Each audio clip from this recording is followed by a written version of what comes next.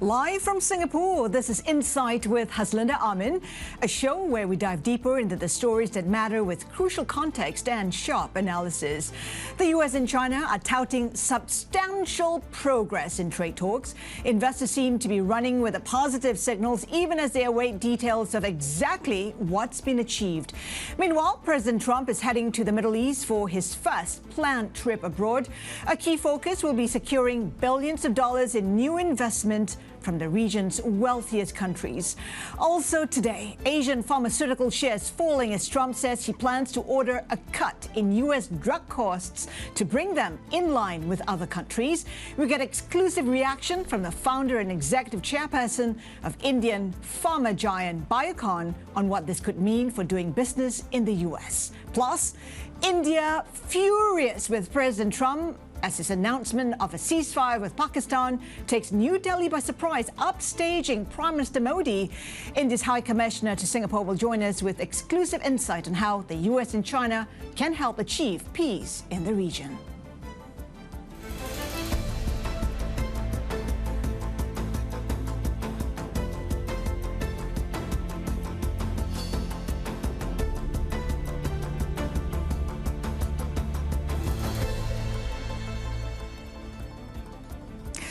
This is set to be a defining week for Trump presidency. He hailed great progress in trade talks with China as Treasury Secretary Scott Bessent led discussions in Switzerland with Chinese Vice Premier He Lifeng.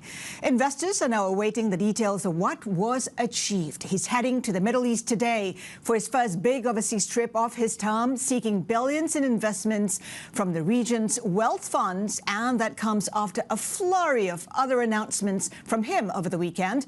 Trump early declared a surprise ceasefire between India and Pakistan after 4 days of fighting. But officials in New Delhi were left fuming as the announcement was seen as upstaging Prime Minister Narendra Modi, and the push for peace in Ukraine also reaching a critical moment as Trump urges Zelensky and Putin to meet this week with or without the 30-day ceasefire the Ukrainians and the European allies are demanding. Let's do a quick check on how markets are faring right now. We're seeing pretty much risk on the back of the talks over the weekend in Switzerland. We have the MSCI Asia-Pac Index currently eking out some gains, up 0.2%. S&P futures also in positive territory. We're seeing the dollar on the upside, up by about 0.1%. The Hang Seng Index also extending those gains, up by more than 1%. The Hang Seng has seen gains on the back of that optimism, along with the likes of the CSI 300 index. Now, havens, of course, under a lot of pressure. Gold in particular. Gold has seen a lot of gains this year. We've seen it notch to a record high just last month. VIX futures, not surprising, down to pre-Liberation Day levels. We have risk on. That's helping sentiment a lot right now. Let's get more with our Chief North Asia correspondent, Stephen Angle in Hong Kong, and Horizons Middle East anchor, Jumana Basachi, who's in Riyadh. Steve, let's start with you. There seems to be a lot of optimism. What are we making about this China-US trade talks over the weekend? Well, the fundamentals are still in place for the trade war. I hate to be the bearer of bad news. But what happened over the weekend, obviously, is a de-escalation of the heated rhetoric and the ill will, just a notch or two, and an escalation on the level of talks. So we've been sort of mired in lower level, behind-the-scenes talks between China and the United States. There had not been, since Trump took office in January, a phone call between him and Xi Jinping. So some bad blood had built up, obviously, as Trump added up to 145% tariffs. So what we saw now is his Treasury Secretary, as well as his U.S. Trade Representative, so Scott Bessent and Jamieson Greer, going to basically neutral ground in Switzerland and meeting with Xi Jinping's trade point man, and that's He Lifeng. So the key that I had said on Friday to these talks would be kind of a lowering of the temperature, and tone would be very critical. We were not likely to get the details, and we did not get the details of what common ground that they possibly met. Also, the substantial progress. We don't know what substantial progress. There's many different issues here to be resolved and discussed. Also, what He Lifeng said, he used that terminology, substantial progress, as well as they reached important consensus consensus. We don't know what that consensus is. That potentially could be a significant development if they've reached consensus on where they're going to go forward. They've agreed clearly to have a framework of future talks led by Scott Bessent on the left and He Lifeng on the right. So they're going to continue to talk. That is absolutely good news. They've brought the temperature down. He Lifeng even complimented the U.S. side's professionalism, and that goes in lockstep with what Beijing always wanted, and that is talks based on mutual respect. So we go into tomorrow, hopefully this time, 24 hours from now, we'll have details, some meat on the bones of what their substantial progress actually was. So the devil's in the details, still big gaps in terms of demands from both sides. China has already said that it wants its tariffs to be no higher than other countries. And we've heard murmurings from Trump that perhaps 80% could be the right level. I mean, where do we go from here? What next for the U.S. and China? Yeah, so continued talks, continued goodwill, hopefully. But again, these are issues that are not going to be easily surmounted. So 60%, 80%, it's better than 145%, but still much higher than it had been in years past. And of course, Donald Trump has singled out this trade imbalance with China as a big sticking point. And the reason why China is treated differently is because, well, let's face it, they have a much larger trade surplus with the United States than with the others, and they did not come asking for, talks, and they did not engage with the talks. And Donald Trump essentially, once China reciprocated with its own tariffs, Donald Trump doubled down and added. So there was reason for that. Now they can bring down the temperature through more talks. We've heard from sources leading up to these talks over the weekend that, a good first step, possibly, according to sources close to these preparations for the talks over the weekend, that the Trump administration might start with about 60% tariffs and go from there. Donald Trump, though, in a Truth Social posting said 80% might be the number. We simply are getting ahead of ourselves here. We have to simply see where the talks go from here, but they have a mechanism in place, and these individuals who met over the weekend in Switzerland are going to be the people fulfilling that task with more talks. And trade discussions, Jumana, coming at a time when Trump is heading to the Middle East for a 4-day visit, bearing in mind that there is one region where he's got strong and friendly relations with some of the leaders there. What can Trump hope to achieve in terms of investments? Because that's front and center, not geopolitics. It is about investments. Yeah, you hit the nail on the head there, Has. I would say that the focus of this trip is perhaps less on peacemaking and slightly more on deal-making. It's very notable that President Trump chose the GCC as his first major official trip. He is here for the most part of the week. And remember, it's also the location of his first visit in his first term. He went to Saudi Arabia back in 2017, but back then he didn't spend time visiting the other GCC nations. This time around, he will be landing in Saudi Arabia around this time tomorrow morning. He'll be spending a full day here, Wednesday as well, before heading on to Qatar and then ending the week in the UAE. So as I was saying earlier, the focus on this trip seems to be around deal making and mutual investments that can be sealed throughout the course of this week. Of note is the Saudis are hosting a U.S. business forum that is scheduled to take place tomorrow. Many senior industry leaders are going to be flying over to attend that event, including Treasury officials like Scott Bessent, Howard Lutnick, and the likes of the CEO of Citi, Jane Fraser, BlackRock CEO Larry Fink. Some of the usual names are going to be there. But in anticipation of this trip, we were also reporting last week that some of the rules for sovereign wealth funds to invest in the U.S. have been watered down. Therefore, in anticipation of some of the deals that could be announced this week, they're easing some restrictions on getting sovereign wealth fund investments into the U.S. There have been talks that Saudi Arabia and UAE UAE are pushing for more access or easier access to some of those high-end chips that we discussed that the Biden administration had put under export controls. And at the end of the day, what Trump sees out of this trip is an opportunity to bring in those big investment deals that he spoke about. Remember, he had that call with MBS at the beginning of the year where he suggested that MBS were going to, or the Saudis were looking to invest $600 billion in the U.S. over the next 4 years.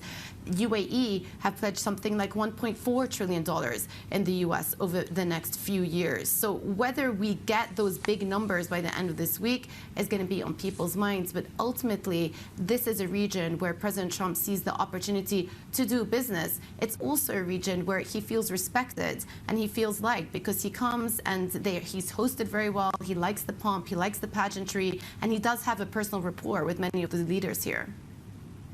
And of course, some have expressed concern about the blurring of lines between U.S. foreign policy and Trump's own business ventures and interests. Jumana, ABC reporting that Trump will likely accept a luxury jet from Qatar. What more do we know? Yes, so that story came out yesterday. ABC reporting that according to sources, the Qataris do want to gift an older Boeing jet, to President Trump to use as a temporary Air Force One. And you can imagine this has created an uproar, especially back home. Politically, many Democrats are saying that this isn't a gift, this is actually corruption.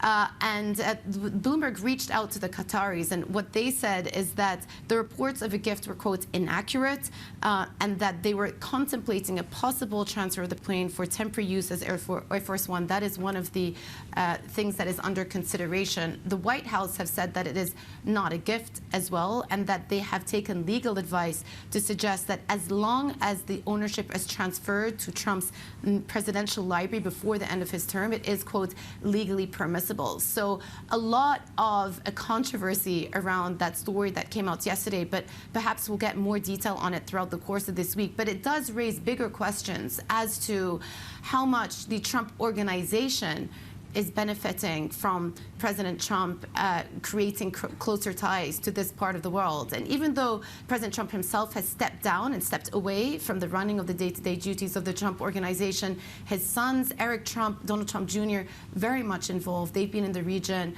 Eric Trump signed a Trump Tower in Dubai. Donald Trump Jr. will be in Doha next week as well. So yes, these questions are going to continue to keep swirling. Horizons anchor Jumana Bassachi and Chief North Asia correspondent Stephen Angle, we thank you so much for your insights today. Let's delve deeper. Angela Mancini is a partner in global risk consultancy Control Risks. She's also a life member of the Council on Foreign Relations. Angela, good to have you with us. Great to be here. Is there a sense that after the weekend that perhaps risk has just been dialed back a little bit? Well, it was looking fairly risky 24, 48 hours ago, especially when you think about India, Pakistan, and some of the other global issues of the day. But I think as it relates to U.S. and China, as your correspondent Stephen Angle just mentioned, it is great that we have some potential progress. We have to wait and see what it is. The devil's in the detail, as was mentioned. There's different ways that could go, but it's definitely better than the opposite. There was some concern going into the talks that while both sides do see a need to actually really dial down the tensions, they both went in thinking the other side didn't have as much leverage as they did. So there was a scenario where people got upset and maybe things went off the rails. So it's a good thing that reports are coming out that saying that there's progress. We have to wait and see what it is. But is that too much optimism linked to what was achieved over the weekend? We take a look at how markets are rising. You know, safe havens are easing at this point in time. Is that too much being read into what's been achieved? Because it's all about sustaining that level of optimism. Yeah, I think that's the exact right question to be asking. I mean, indeed, what we may be witnessing is a floor in what the relationship has been in recent months. But again, the question is, what's this going to be? We do see a scope for a narrow agreement. You could see something where there's some reduction of tariffs, even potentially just say temporarily while talks continue, and maybe some agreement on China's ability to stop fentanyl chemicals from coming into the U.S. But there's a lot more in that relationship. Our own house view of Control Risks, and as we advise clients on retainers globally on how to think about the China market, is really around, the fundamentals of the relationship remain unchanged. There are strategic competition there. There's real issues, again, not just with tariffs, but with non-tariff barriers, export controls, sanctions, and the like. So are we really going to be seeing these tackled? It's unclear. I think what we really need to see is what's going to come out today in terms of the report, but then is it just an agreement to continue talks, or are we actually seeing things being announced? What's key? What could be some of the key areas that they will disagree upon? I mean, take a look at tariffs, for instance. We talk about 145% right now. You know, Trump says perhaps 80%, but even if it's 60%, that's not good enough for China. Yeah, that's right. And in fact, Bloomberg Economics did a report, as you probably well know, recently that said if tariffs stay the same as they are now, it would obliterate 90% of world trade. So, you know, the stakes are very high, not just for the U.S. and China and its trade, but for all the, you know, global companies and countries. But I think, you know, the things to really watch for, of course, is, you know, how far down might tariffs go? But what are we seeing with respect to other issues being discussed? So one thing I'm watching for is the U.S. going to agree to some investments of China into the U.S., and what might those be? The Chinese would love to have some more investment into advanced technology areas, including electric vehicles in the U.S., but there's a big constituency in the U.S. that doesn't want that investment in for national security reasons, and also going the other way as well in terms of U.S. investment and market access into the states. There's a tension there between American companies that want to sell things like semiconductor, et cetera, manufacturing into China, but there's obviously restrictions. So what I'm really watching for is what's the balance the Trump administration can strike between wanting to boost investment and, of course, reduce tariffs, but boost investment when you are also running up against national security grounds. And that is the question, the threshold, and what both sides are willing to concede.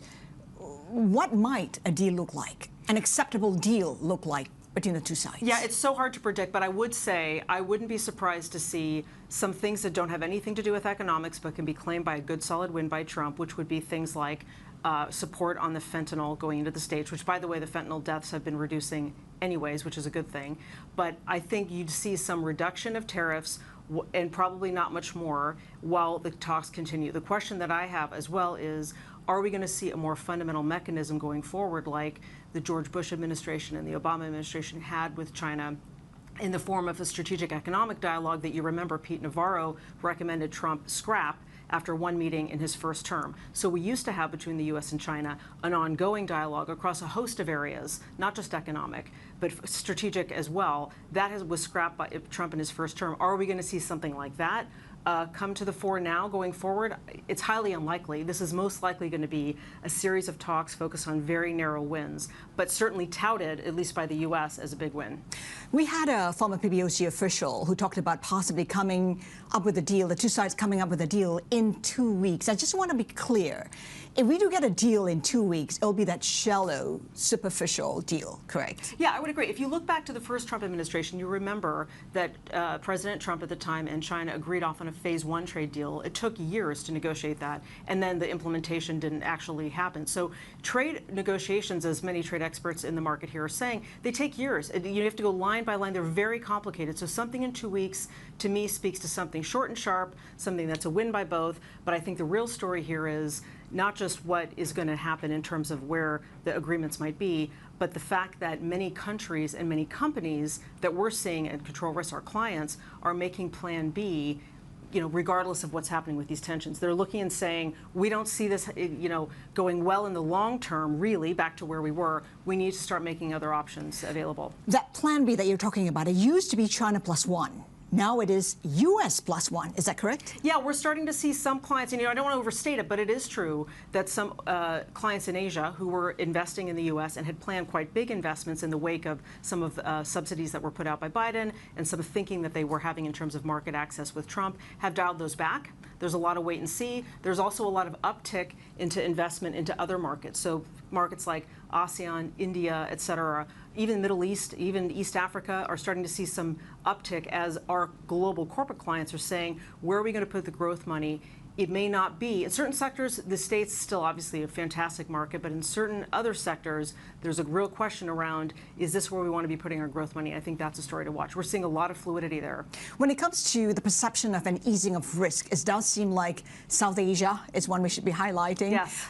India and Pakistan coming to a ceasefire agreement. I mean, how confident are you that it is a solid one, that it's not, fragile? Yeah, well, we're certainly hoping that it's solid. Of course, as we know, the two sides are meeting today to discuss what that's going to look like. We did see a ceasefire agreement come out over the weekend that's related to the kinetic conflict. It doesn't address things like India sharing water with through the Indus Water Treaty with Pakistan. So there's a lot of other areas that need to be addressed. I think that was one everyone was watching. We can have a conversation about the role of the U.S. in actually helping to support that or not, but there were reportedly 30 other countries that were involved in talking to India, Pakistan, and saying, let's not have something that spirals out of control. The real issue we saw with control risks is the risk of errors and miscalculation, because it's such a fraught situation. And I would also add the level of disinformation was high on both sides in terms of what media was allowed to be reported, what media actually was reported or not. So the feeling of the risk in those markets was much higher than the feeling outside looking in part due to some of the disinformation swirling around. Very difficult to assess it cleanly from a risk perspective. So even as we talk about a ceasefire, it is important to highlight that, we've not seen a resumption of the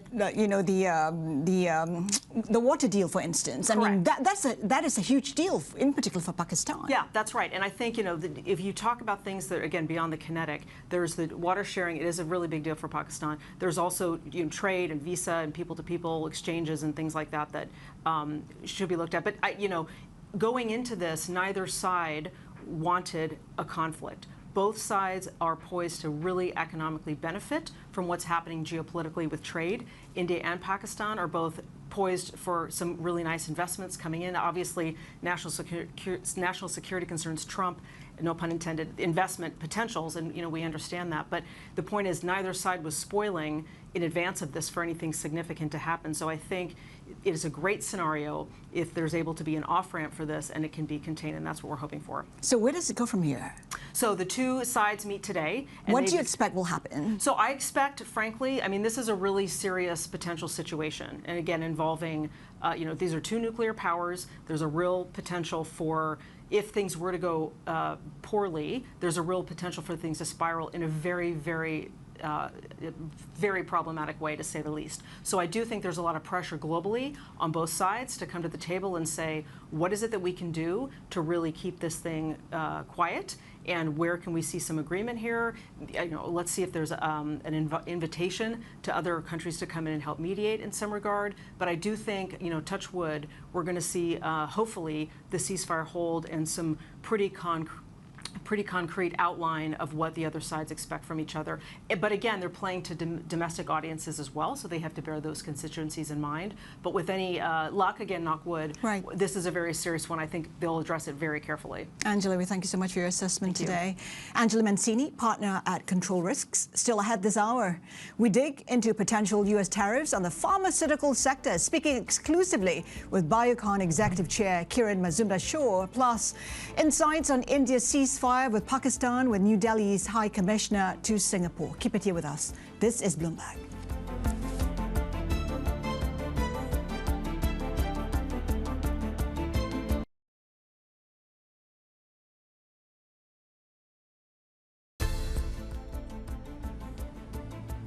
Welcome back. You're watching Insight. Here are some of the top corporate stories we're following. CATL has started taking orders for its Hong Kong stock offering, which looks set to be the world's biggest listing this year. The Chinese EV battery giant is offering shares at a maximum price of 263 Hong Kong dollars as it seeks to raise around 5.3 billion US dollars. Meanwhile, Bloomberg has learned that CATL is planning to limit US participation to investors with offshore accounts, excluding domestic mutual funds. OpenAI and Microsoft are reportedly revising the terms of their partnership to enable the former to go public, while the latter maintains access to its AI technology. The FT says Microsoft is offering to give up some of its equity stake in OpenAI's new profit business to access AI models beyond 2030. And still to come, we'll speak to Biocon Executive Chairperson Kiran Mazumdar-Shaw. Keep it here with us. This is Bloomberg.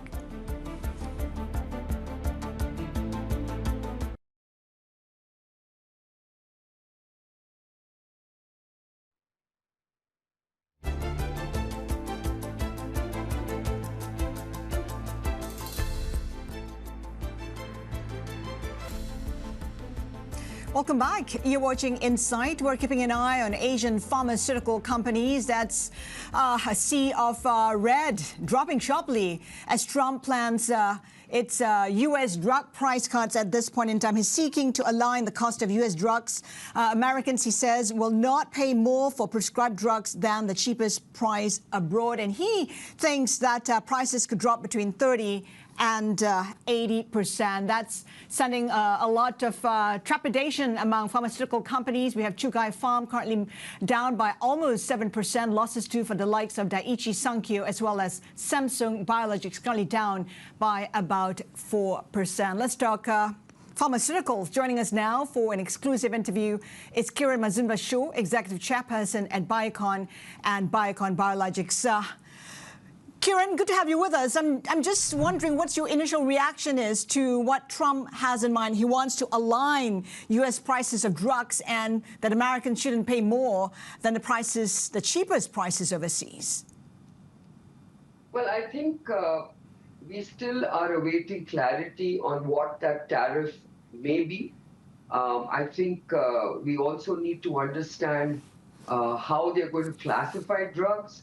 So I think we need a little bit of a wait and watch. But, from what he has said to the UK in terms of the US-UK treaty that they've struck, it appears that he has temporarily, at least for the UK, given them a little bit of a soft tariff relief. I think India is a large supplier of generics to the US.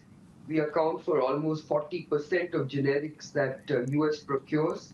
And I think if you think about the fact that generics actually do not, basically help to rein in healthcare costs, I really wonder how it will help them to, levy a large tariff on generics. So I think the India-US trade treaty is also being worked out.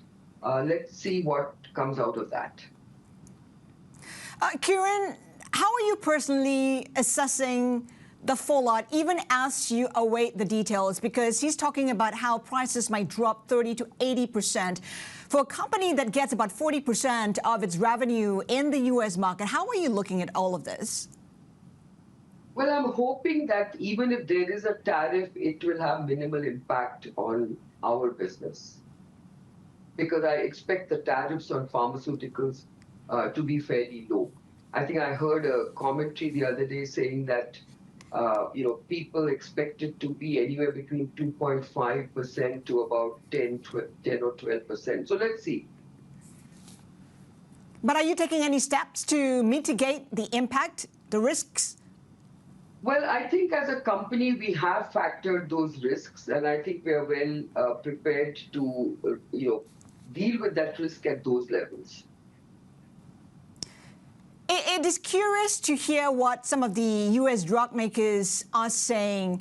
They say that revamping the system right now would impede innovation in the pharmaceutical industry, that it will impede perhaps even breakthroughs that have been beneficial for the growth of the industry. Do you see that happening? So, as you know, Haslinda, it's a very complex area. And I think there are so many different, factors to be considered for pharmaceutical companies, whether you're big pharma, whether you're a generic company or a biosimilar company. But I hear that there are also negotiations being had in the US in terms of credits for, promises to bring back some of the manufacturing to the US. To me, bringing manufacturing jobs in the pharma industry to the US, I guess, is important, but not the kind of manufacturing that we do in the generic industry. So I think we have to wait and see how it all pans out. So in terms of impeding innovation, is that a fair concern, though? I think they're talking more about drug pricing when it comes to impeding drug innovation, not tariffs. So I think that's what is being referenced to. Earlier you talked about how we're watching closely on how this might impact the generic drugs market, which India pretty much dominates. What are some of the concerns there? Well, I think we just want to see what are the tariff levels that they're thinking of levying on generic medicines. Having said that, I think the US also recognizes the fact that 80% of prescriptions by volume are generic medicines. So it'll probably hurt them more if they levy a large tariff on generic medicines, because only 20% by volume but 80% by value are ascribed to the proprietary novel drugs. So I think one has to weigh it in that context. Some have expressed concern that perhaps those tariffs might raise the issue of quality in Indian generics, and also perhaps that, there could be a shortage of generics in the US. I don't think there's any impact on quality, because I think that's fairly, well benchmarked. But I think you're right. There could be a drug shortage in the short term, which I think the US must basically be aware of, because I think if there is a situation where tariffs are not favorable for Indian generic makers, then obviously I think there will be an opportunity to relook at generics and relook at the tariffs. Kiran, given the tariffs environment right now, might you consider shifting some of your manufacturing? We already have, U.S. manufacturing in our generics business. We've, bought a facility in the U.S. in New Jersey a few years ago. We recently announced the acquisition of a biologics facility in Baltimore by Syngene. So we are fairly well represented. And in addition to that, we have just announced a very interesting manufacturing partnership with Civica. So we are looking at the US more from a point of being closer to patients. We know that you've said before that you're pretty bullish when it comes to the US market. Talk to us about how much growth you're likely to see in the next 12, 24 months. Well, from all our businesses, I think we are quite, optimistic about our growth prospects, because, as you know, biosimilars is the biggest part of our group business. And we've seen a very strong adoption of biosimilars in the US market. We've also seen a great, improvement in market share for our products. And, there's been a recent windfall in insulin's demand, so which we see as a big opportunity of growth for biosimilar insulins, and our company particularly, because we have the kind of global scale that is required to address that opportunity. When it comes to GLP-1s, as you know, Biocon has its first GLP in the market, liraglutide. And of course, everyone is sort of preparing for the big market that's opening up in emerging markets and Canada at the end of 2026. So I think from that point of view, I think we feel very, very good about the growth prospects and the way we basically, attained a lot of success in our commercialization efforts in the US particularly. You talked about GLP-1. What other peptides formulations that you might be developing right now? So, as I mentioned, we've already got liraglutide in the market, and obviously we have the whole pipeline of the important semaglutides like, semaglutide and Mounjaro. But of course, the opportunity for semaglutide in emerging markets opens up much sooner. And that's where our attention is focused. Having said that, I also want to mention that we will be uniquely placed as a company to have both GLP-1s and insulins in our portfolio. So that's what we are really positioning ourselves in terms of a strategic opportunity. And in terms of the insulin space, Kiran, I'm just wondering what your strategy is looking like, given that Novo Nordisk is kind of like pulling out of that particular space. So I think that's what I referenced to when I said we are seeing a windfall in insulin demand. And since we are one of the largest producers of insulins after Lilly and Novo, we look at that as a very positive, opportunity for us.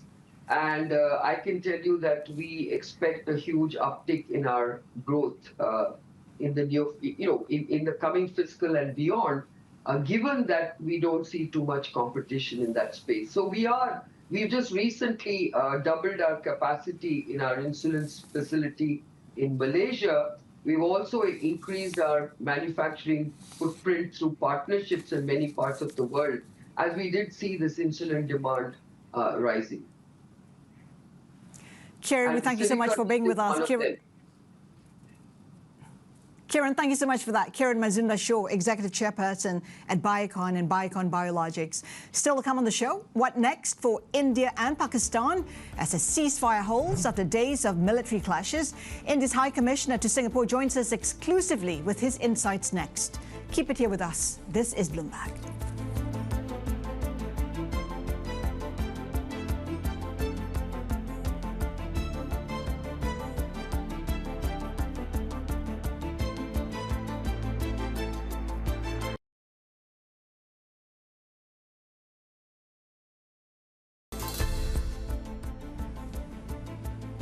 Welcome back to Insight. A truce between India and Pakistan appeared to be holding after some initial reports of violations. President Trump announced a ceasefire on Saturday, and that's said to have angered some key officials in New Delhi.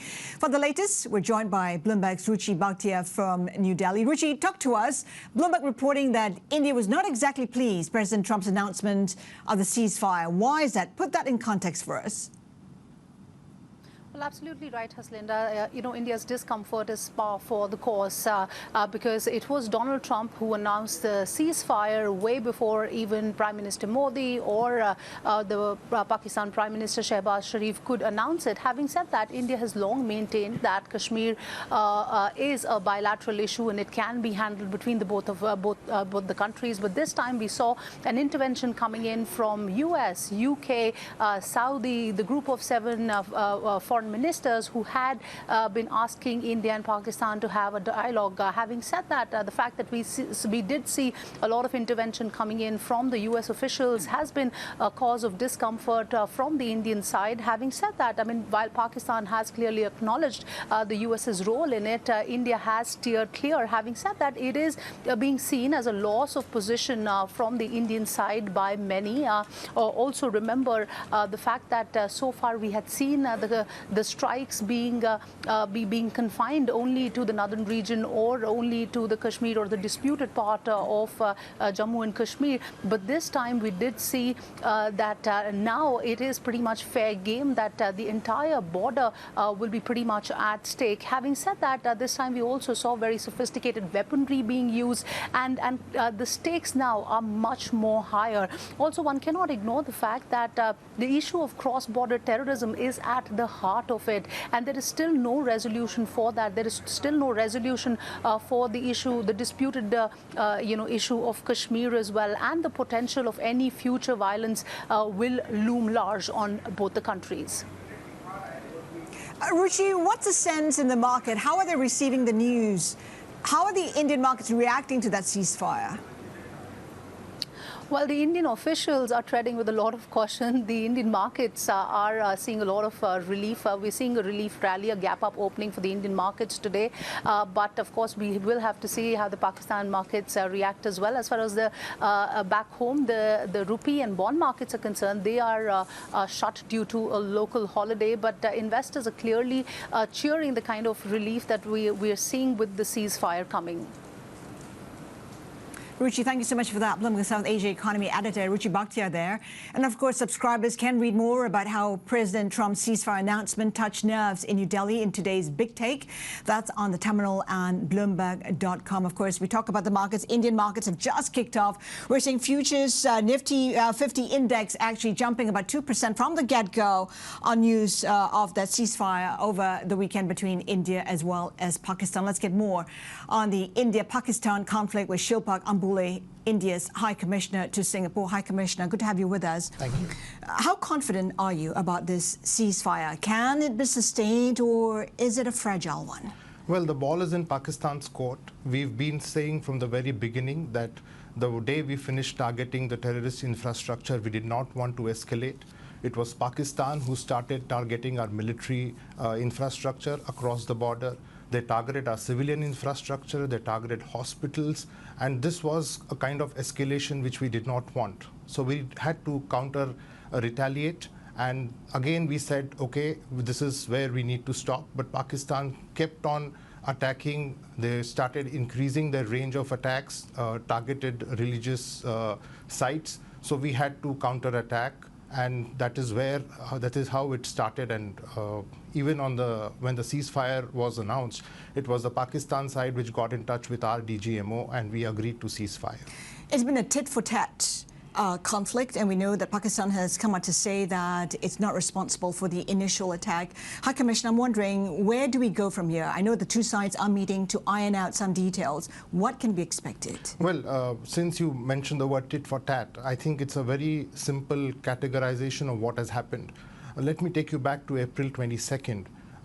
26 innocent civilians, tourists were targeted in a very unprecedented manner. Their religion was asked, and they were shot in front of their family. And this was why? Because Kashmir was being normalized in a way where you had unprecedented tourist flows.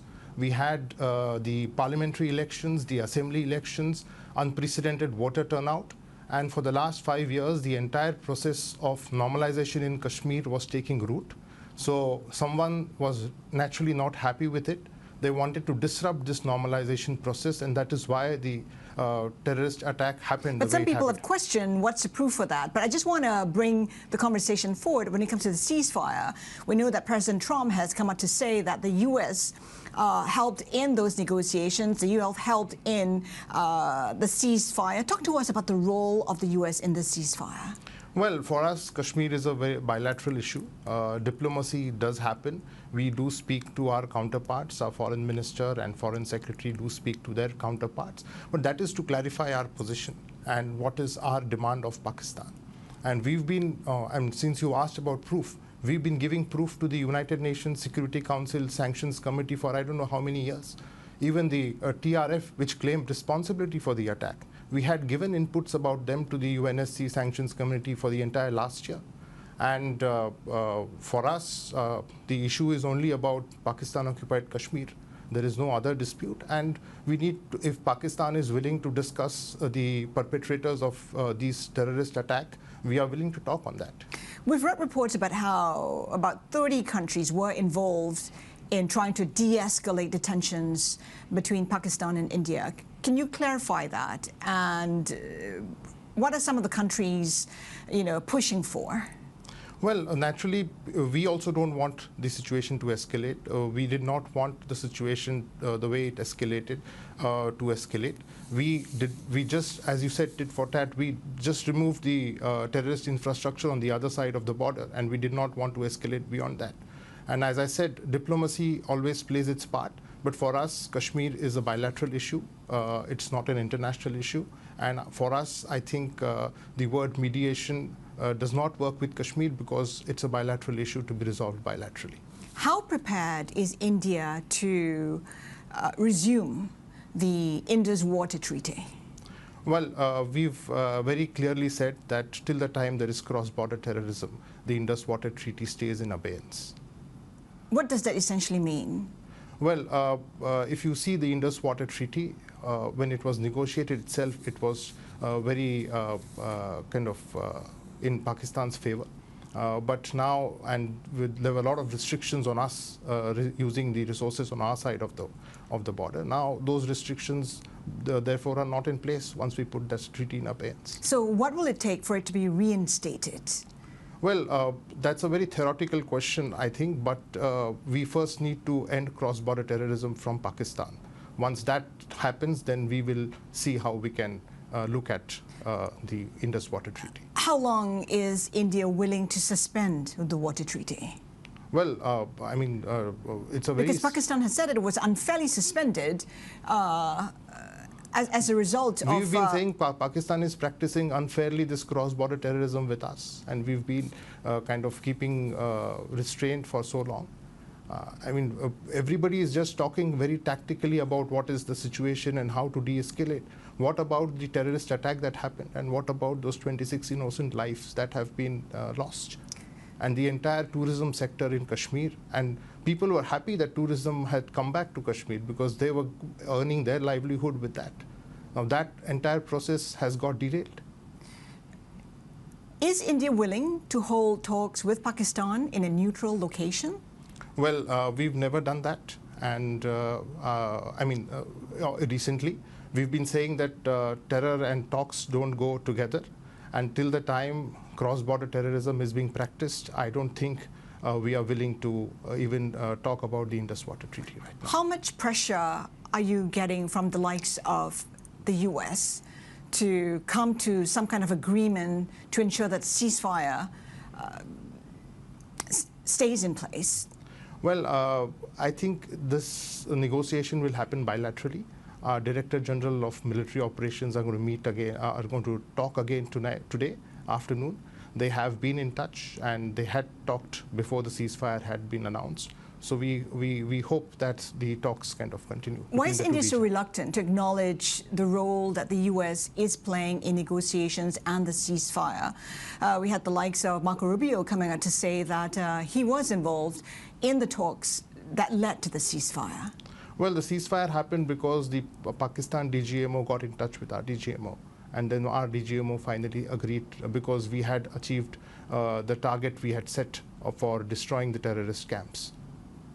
And how confident are you that talks can resume and that we'll see a resumption of a peaceful border between the two sides? Well, it's very simple. We've been talking about this for a long time.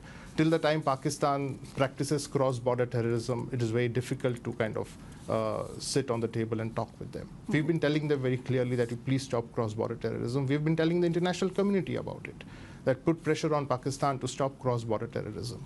And then we'll see how we can move forward after So that. what have been the indications in your talks from Pakistan?